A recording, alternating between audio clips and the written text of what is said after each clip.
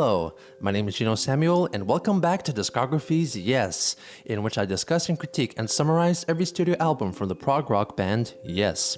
Now, after the latter and the ousting of Igor Koroshev and the departure of Billy Sherwood, the band was left as a four-member, no-keyboard lineup. And upon discussing ideas for future tours, they entertained the idea of playing live with an orchestra. And from that seed, developed the concept of making an entire album with orchestral accompaniment. But instead of recruiting another keyboardist, they would instead use the orchestra to function in place of the keys. And this was quite different from what they did on their second album, Time and a Word, in which the orchestral sections just doubled up over the pre-existing band instrumentals. They enthusiastically went ahead with this idea of the orchestra, in a sense, becoming a band member, with Tim Wiedner producing the album and Larry Grupe doing the orchestrations and conducting the San Diego Symphony Orchestra for the final recordings. Wiedner convinced the band to record the album digitally, which made it a lot easier to manage the 40 separate orchestra recording tracks, and it also allowed him to make an extra surround sound mix of the album quite easily. He edited it using the digital audio workstation Pro Tools. Steve Howe, for one, threw some serious shade at Sherwood by saying that he was glad that there was no more interference from a second guitarist, but he also said that it was a challenge to make guitar parts to accommodate for the orchestra. Anyway, this was definitely an interesting project, and it produced something that hasn't been quite done before or since, so let's check it out. The first track, the title track, Magnification, opens with joint acoustic, Portuguese, and electric guitars, soon followed by an introduction of that classic bright but chunky Rickenbacker from Chris Squire, and it all sounds very classic. After that brief instrumental intro, we get into the song proper in 6/8 time, with staccato strings playing away vamping chords with a flanger-like effect applied to their sound, making them sound like a synthesizer, kind of. And then flutes show up to deliver a monosynth-like run leading into the first verse. So at least in the beginning, the orchestra very much tried to emulate what a keyboard might do in this situation. The vocal delivery and melody is nice enough, nothing too extravagant. Chris largely plays chords on his bass, adding lots of depth and dynamics to his sound. Strings and others, I'm sure, show up in the breaks of the singing line to fill up the space with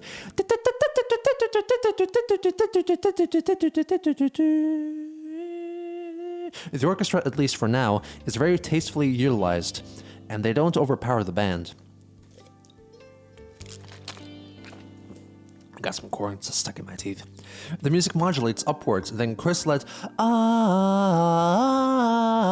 join the chat. The song is catchy, and it gets more powerful as the verse progresses. Horns keep the chords in check, while strings do arpeggios. Squire leads the way with his ascending bass line, with lots of the orchestra following him. The music keeps building on top of itself until it climaxes in the chorus, suddenly switching over to 4/4 time, and it's pretty much the coolest thing ever. Guitar becomes more prominent, shows up for a semi-hard, overdriven riff, and the snare gets a reverb treatment for optimal intensity, and of course, vocals return for the hook. Magnification! Magnification!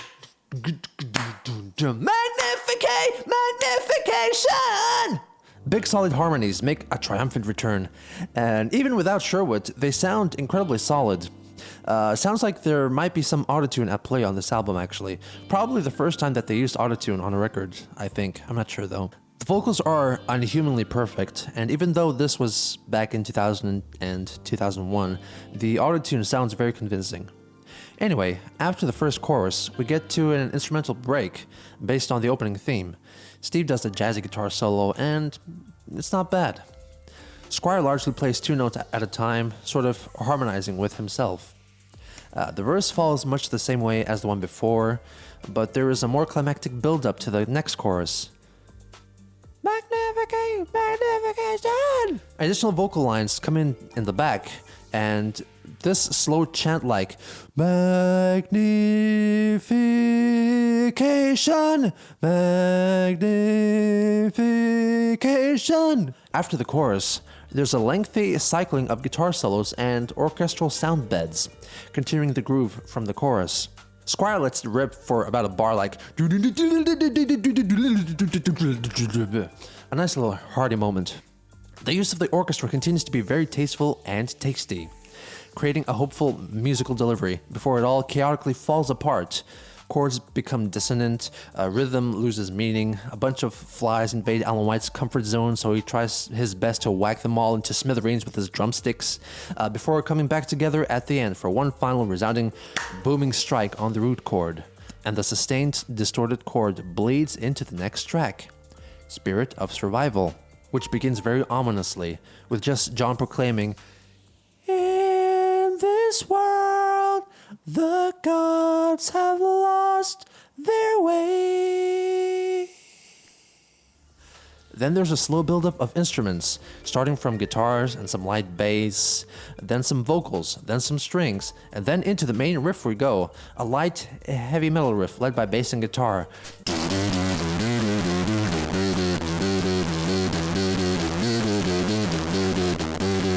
It's punctuated by intense movie-like orchestral hits.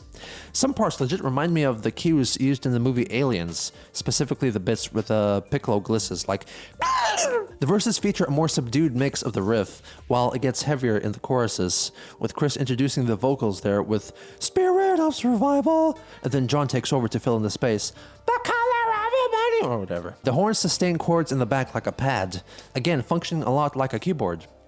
There are occasional forays into dissonant chords and things all go eerie. Because of this controlled occasional chaos, Howe's style kinda suits this song and his brief solos here and there. So, nice. After a while, there comes a huge rise like and then there's a reprise of the intro, but with lots more instruments. Then we get more chorus, and then another drop down to the more subdued outro, calling back the intro. It's a pretty simple song structurally, but very dense and intense. Not much happening outside of verse and chorus though. It barely ever even moves past the root chord actually. So it's got elements of non-Yes or perhaps even Rabin era sounds, combined with the more typical Yes quirks like the instrumental phrase which is heard a few times linking segments together. Pretty nice. Once again, like before, the coda of the song fades into the following track, Don't Go, which is kind of like the Love Will Find a Way of this album. It's quite short and very poppy and chirpy. Filtered vamping chords on guitar fade in and introduce the song. After a few seconds, huge harmonies leap into existence.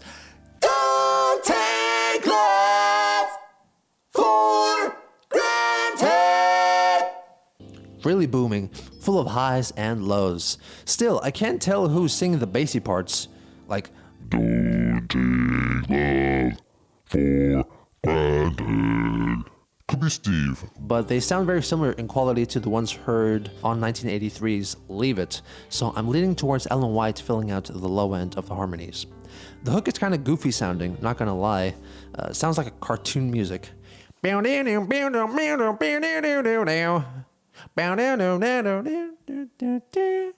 be so cruel, beating yourself. Don't be so greedy, making it back.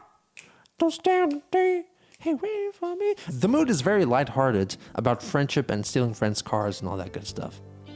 For most of the song, the orchestra remains subdued, either playing held chords or staccato chords, led by strings. The chorus is rich in layered vocals and countermelodies, and great use of the tambourine. It definitely has some echoes of Leave It in there as well, which again is annoying that the Rabin-led songs get so ignored. I mean, I get that they don't really represent the Yes sound and spirit, but if you willingly make songs like Don't Go, then come on. This one has the makings of a minor hit single in the charts, but anyway, during the bridge, John whips out a megaphone and sings through that. Pretty cool. The song develops into a sort of Beatles-esque bop, complete with panning backing vocals. A clarinet rises up in these bits and gets a nice little counter melody going up until the end of the bridge. It's followed by the briefest of guitar solos, barely 4 bars, which is perfectly fine and greatly appreciated. It's based on the riff and doesn't deviate all that much, so Steve doesn't have much of a chance to add his personal special touch. Very nice. We get another chorus which concludes with huge horn chords to conclude the song. One of their zanier tracks, but tastefully executed, I think. It seems like this is a thing for the album to have no silence in between tracks. because the fade out of this one continues into the fourth track of the album, Give Love Each Day, which starts with an excellent orchestral overture before the song proper begins. Led by strings at the start, the melody then carries over to trumpet, and through some modulations, the music ascends and creates a very dreamy atmosphere, then falls down in density and volume as the flute briefly takes the lead. The music then continues to increase in loudness until descending again and fading into the band portion of the track. I think a couple of flutes are playing staccato chords with a flanger effect on them, so it sounds like a keyboard, but it's not. You hear this throughout the verses, actually. It's a very lovely melody, I must say. Don't it take me there, I'm back again. Ba-dum, ba-dum. The verses remain mysterious. The second verse introduces an overdriven City of Love type 2 chord bit from guitar that was all over Union. Ba-dum, ba-dum. It sounds kind of fine here though. The chorus is immensely hopeful in contrast, switching over to a major tonality, and John continues to lead a strong melody. After another verse and chorus, which follow much in the same way as before, the bridge section introduces a guitar solo, which is nice enough. And during the closing choruses, the orchestra rises up to deliver its own little recurring motifs. And the song concludes with a repeated, Give love each day, give love each day, give love each day, and slows down to a resounding conclusion. Very hopeful, very nice. It's quite a pleasant song. It's nice to hear the orchestra take center stage quite a few times here, in lieu of a keyboard solo, you might say. And now, there's actually a break in the music after this one. If this were a vinyl record, this is where we would flip the record over to listen to side B.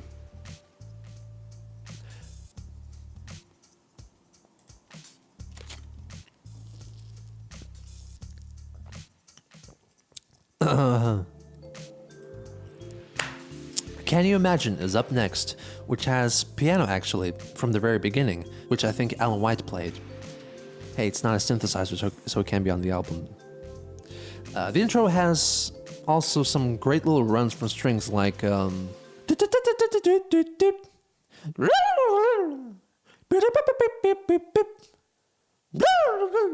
song was actually in development by XYZ, the aborted supergroup project from Squire White and Led Zeppelin's Jimmy Page.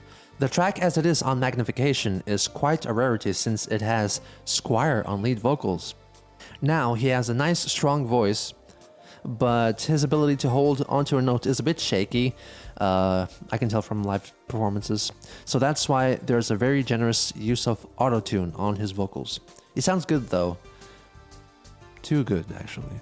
But when John comes in to sing with Chris in unison, that's when it sounds really amazing. They truly complete each other then. There's sliding guitar sliding around, all dreamy in the back, which is also pretty nice. Steve Howe just can't seem to find his old groove on this album. The first verse and chorus don't have any drums, and the accompaniment is fairly sparse. That all changes for the second verse and chorus. It's the exact same lyrics, but with the addition of a commanding drum beat and heavy guitar playing a two-note inverse City of Love riff.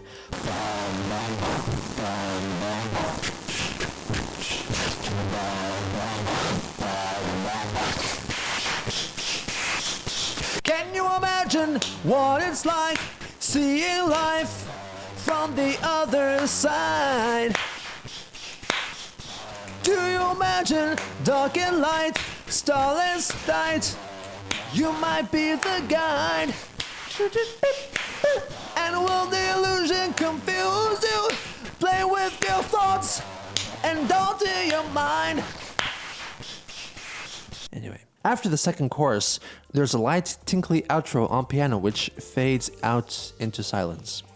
It's a pretty short track, about 3 minutes. It sounds simple looking back, but it ends up becoming a lot more complex thanks to the great orchestral arrangement. The next track is We Agree. Opens with Steve playing the later-to-be chorus melody on acoustic guitar, very classical style. He is soon accompanied by a gentle 5-string bass. Damn, those notes are so deep they might as well be mining for diamonds. Then the song settles down and the beat comes in, slow, calm, just on kick drum and some percussion. All while Steve plays a hypnotic acoustic guitar picking pattern, which reminds me a lot of movie soundtracks from the 90s or something. I definitely find it very similar sounding to something else, but I can't place it though. It's like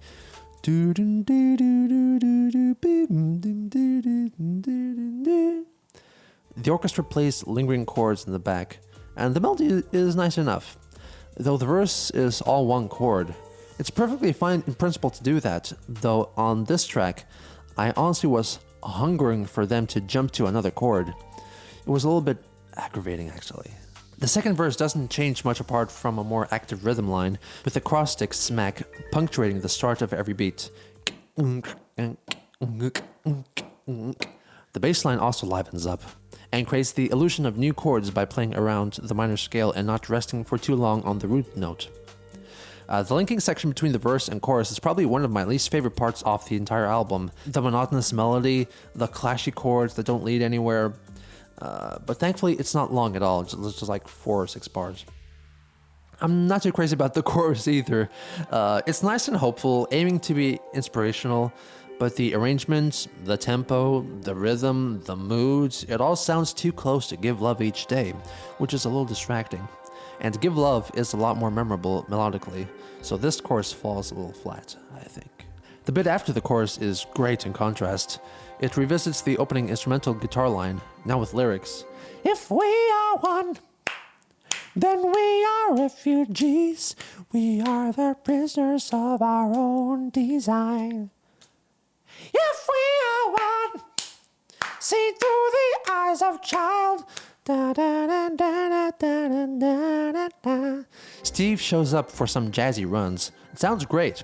And then they go back to the verse, going back to the arrangement of the second one, actually. Another chorus soon follows, and another more prominent guitar solo, which melodically sounds okay, but just the mixing is somehow off. I can hear the room ambience that the guitar amp was in, and it doesn't gel well with the rest of the instrumentals, in my opinion. But, feel free to disagree. Then there's a dreamy outro and a dying down of sound until the song just dies. Kinda unfocused. I have trouble keeping track with what's happening, actually, on this track. Lots of themes that are on the weaker side, I'd say. Next is Soft as a Dove, largely just John and Steve on acoustic guitar. It's a strange one because it's basically a copy of From the Balcony off their Open Your Eyes album, but an inferior version of it. John Anderson's voice sounds uncomfortably soft and husky and tired maybe. A soft pulsing bass and shaker then show up to help keep rhythm. The track then develops a medieval quality in the instrumental section, complete with a harp and recorder and a switch up to 6/8 feel in the music.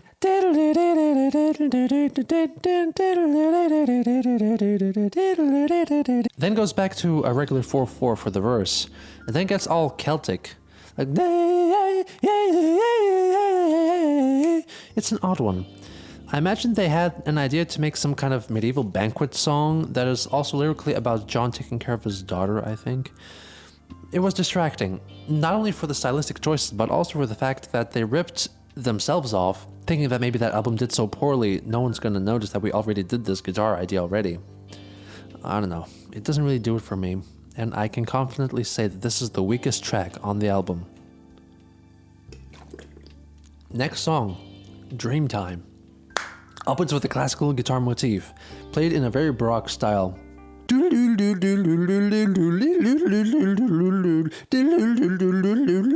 It gets interrupted by a few orchestral hits before the beat kicks in 6/8 time, as usual. There's a slow build-up filled with full band and orchestra. A violin, I think, plays a little solo section, which is nice. On the bottom is an ascending scale bass line that Chris is so fond of. Orchestral strikes continue, and then the beat is interrupted by an intense action movie-like theme with booming horns. Boom, boom, boom, boom. The song then seamlessly transitions to 4/4 time. Damn cool. I was like, was I not paying attention? When did this happen? There's a pause in the groove as John comes in to sing over a string bed. Dreamtime, there's time that is all da da da da da da da da da da da da resounding lifetime da da. Then after a couple of cycles of this theme, we get into a new rhythm commandeered by percussion giving off a tribal feel, led by toms and miscellaneous percussion, both tuned and untuned. The bass, guitar, and electric sitar, I think, play the main riff of the song in unison. The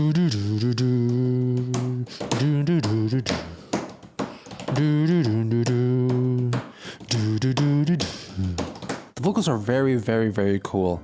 Very rhythmically charged as well, rather than melodic. The orchestra remains delightfully intense as well, offering punchy stabs and active string runs where appropriate. After a good long while, the drums come in fully, complete with kick and snare and all that good stuff, playing a double time groove which pushes the song into even more intense realms of fancy. Structurally, it's quite simple, as were a few tracks before it. It doesn't deviate much from a single root chord throughout. The active orchestra that fly around all over the place and the fun riff help out the song a lot, making it very fascinating to listen to and to headbang to. At some instrumental passages, there's a bass overdub glissing while passing through a stutter effect like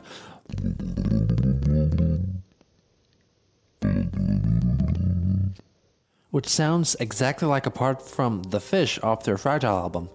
Another tribute to better days, perhaps.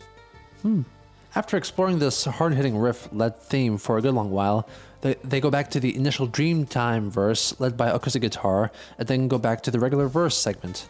The mallet percussion truly adds to the jungle kind of sound. It's a very dense arrangement and intriguing structure.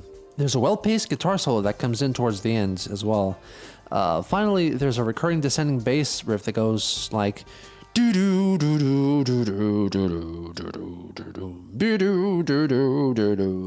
we hear this a few times throughout the song, but at around 8 minutes in, it shows up again to seemingly close the track. But as we're about to recover from that trip, all of a sudden we get an orchestral coda that starts off very low and creepy, and kind of reminds me of the soundtrack from the movie Hell in the Pacific. Then it gets all playful and fast-paced, slightly Gershwin-esque perhaps.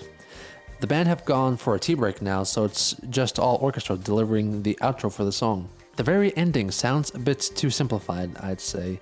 The sustained chords do a little progression and artificially land on a final chord in a futile attempt to resolve the chord progression, and doesn't sit well.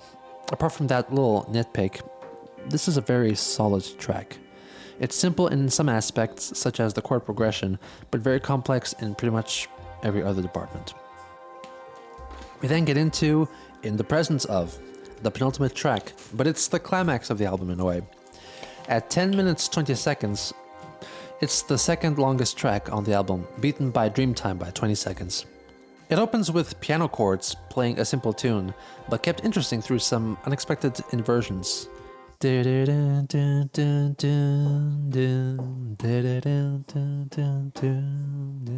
It's performed by Alan White, who came up with it a long time before the album.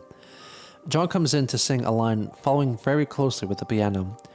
Deeper than every ocean, deeper than every river, that's what your presence brings to me.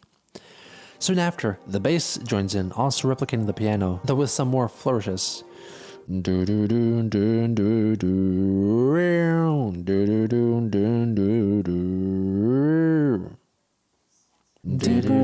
every ocean, deeper than every river. Things change up quite a bit for the chorus. If we were flowers, we would worship the sun. So why not now? The feeling's burning brightly, brighter than before. There's a particular chord progression here that appears quite a few times on this album. It's very jazzy. It happens sometimes, you know. Someone in the band discovers a new chord progression, which then inadvertently shows up in several songs that they're working on at the time. I heard this happen quite a few times with other artists, like Marillion on their Sounds That Can Be Made album. After the first chorus, the rest of the band joins in, complete with orchestra. The melody line gets higher and more powerful. It still follows the same basic structure, but just on the next level up.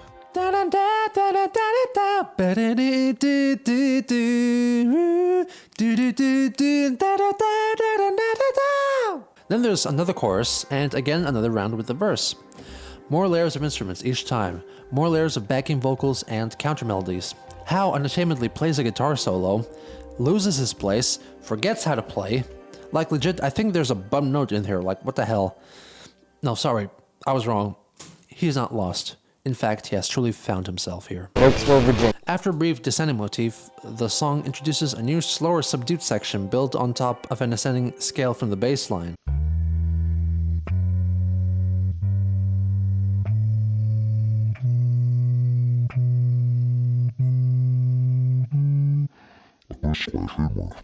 John and an acoustic guitar then show up to sing a new melody line. It's all very dramatic. Drums switch between halftime and double time, keeping you on your feet. Then there's more build-up, more guitar solos, more intense vocals, and the addition of a lap steel guitar. Then the band's transition back into the original theme on instrumentals with full orchestra. And then all of a sudden, they get all proclamatory and sing, I get amazed like a true beginner. I get amazed like a true believer. I get amazed when I see you there. And these instrumental strikes, followed by harmonized solo vocals, is like a callback to the type of arrangement they used to do back in their original lineup days, like on Every Little Thing off their debut album, and No Opportunity Necessary, No Experience Needed off of Time and a Word. So it's a nice little tribute, whether this was intentional or not, or maybe it's just a residual arranging trait from either Squire or Anderson. Anyway, they go back to the jazzy chorus one final time, and that leads into a reprise of the subdued middle section theme, at first with just bass and low strings playing in unison. Very cool, very slow.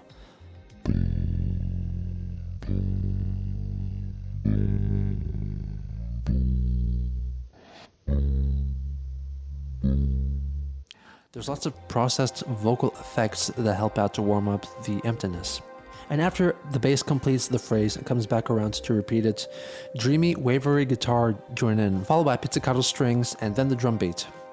John and co show up to sing the cycling repeating phrase, turn around and remember that when it gets so low, as you finally hit the ground.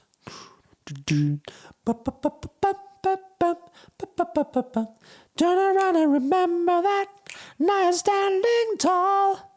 Standing on sacred ground. Cycling through the short theme, each time more instruments come in and the music continues to grow in intensity. Occasionally the time alternates from the steady 4/4 to a few bars in 6/8 and then back. After a good few rounds of this, the vocal line is replaced by a lap steel guitar solo. It ain't great, but what are you gonna do?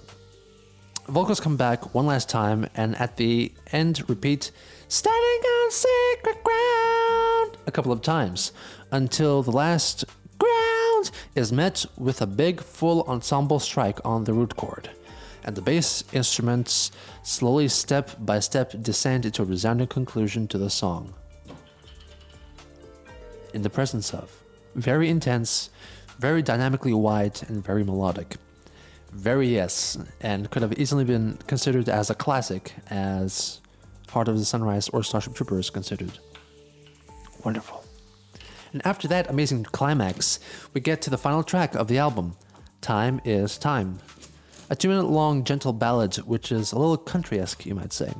Largely just the 4-piece band plus some cellos.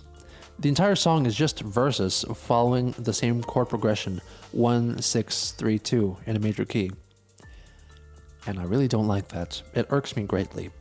The fact that it's just one phrase over and over again isn't necessarily a problem, but that chord progression is wholly unsatisfying and it never sufficiently resolved itself because the last chord in the sequence is 2, which then leads into 1 again, and that doesn't make sense musically. It's like starting a new paragraph before you finish the previous one. Ay. In the live version, they fixed it to 1, 6, 3, 4, as they should. Anyway, it's a very simple song, just some verses, almost like a filler in a way, but it's nice enough. So that ends the Magnification album. A very nice trip, reminiscent of older sensibilities without being too derivative of their old favorites, which I think was a fault of the previous album, the latter. Recording an orchestral album can sometimes be considered as one of a few death knells of an artist, like re-recording your greatest hits with an orchestra or with an all-acoustic instrumentation. But they did all right here. Definitely used the absence of a keyboardist to their advantage. It's a damn solid album. I'd say close to one of their best prog albums. So I'm gonna give it an 8.3 out of 10.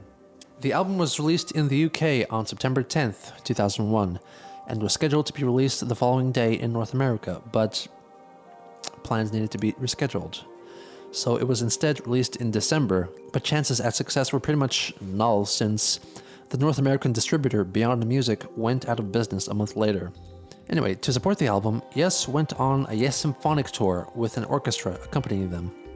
The setlist included their usual numbers like Starship Trooper, Roundabout, classics like Close to the Edge, and the ever so rare Gates of Delirium, all given a new breath of life with the orchestral accompaniment. They recorded a show in Amsterdam, which then was released on DVD, Blu-ray, and CD as Symphonic Live. I've mentioned this already, and I highly recommend it. Some of the tracks have never sounded better, especially Close to the Edge. Rick Wakeman was invited to rejoin the band for the tour, but he had other commitments, so keyboard duties went to the young Tom Brislin, who was very good.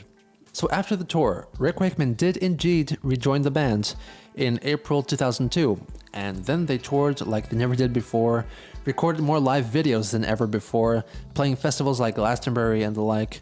I think they also played live at Lugano, like the Lugano Jazz Festival, I think, or Montreux Jazz Festival too. Yeah. In 2003 also happened to be the band's 35th anniversary, so they threw a big birthday bash. They released a 3 CD compilation of their greatest hits, as well as a small collection of newly recorded acoustic renditions of some of their songs too, including a very interesting reinterpretation of South Side of the Sky. They of course went on tour, recorded a 35th anniversary concert at the Tongass Arena in Lowell, Massachusetts in 2004. They also made a documentary on the history of the band, which was played in cinemas around North America, I believe, which was immediately followed by a live stream. Get this, a live stream of the band playing a 40-minute long acoustic show that was broadcast to a select few cinemas across the continent. Everything was going great, but after they finished the whole celebration thing, the band went on hiatus, earning a well-deserved break. The individual members did their own things, both solo albums and participating in other bands. Alan White, for one, co-founded the prog rock band Circa, led by Billy Sherwood on vocals and bass and Tony Kaye on keys. And the guitar duties went to Jimmy Hahn, who was the fake Steve Howe on their Union album.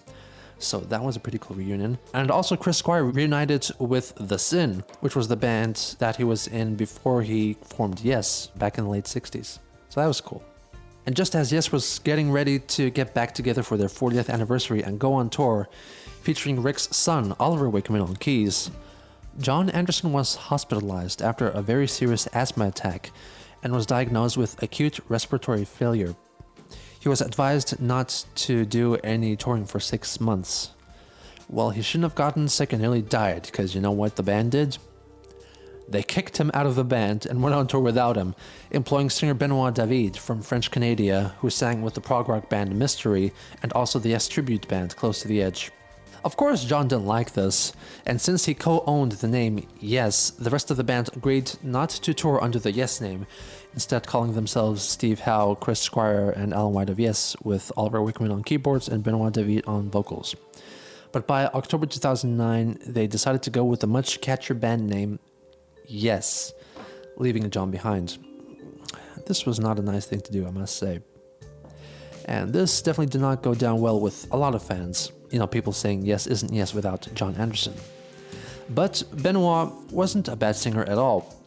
He has a very similar voice to John, though it's a bit lower naturally, and actually he sounds more like Trevor Horn than John Anderson. Anyway, they went on to do the In the Presence tour, with just Chris Squire as the sole remaining founding member. And since John wasn't in the band anymore, they could play some songs off the Drama album, like Tempest Fugit and Machine Messiah. Now let's get real personal here. I heard my dad talk about Yes a few times during my childhood, and that they played a style of music called progressive rock, and this was before I had access to the internet, so I had no idea what they were like. One day I saw an ad in the newspaper for Yes. They were coming to Dublin to play live. And I told my dad about this, and he was like, huh. A couple of hours later, he went back and said, okay, I bought 2 tickets to see Yes. And we went to see Yes live in early December 2009.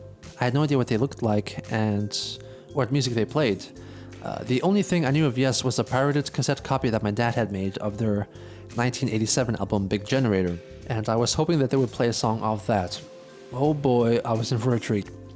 To my recollection, they sounded great, opening with Siberian Cartru, followed by Tempest Fugit.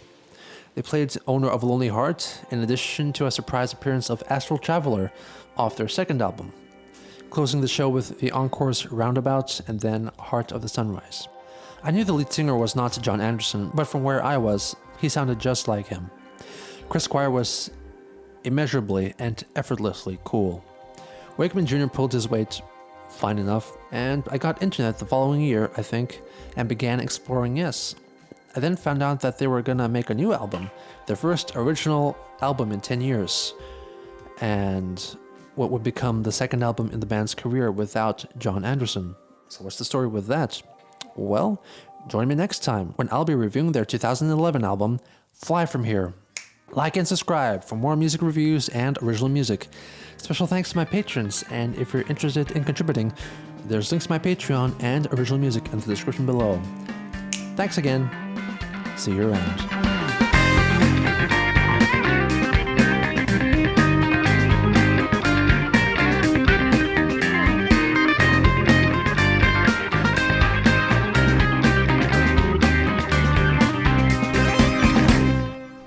Which starts with an excellent orchestral overture before the song proper begins. How's that?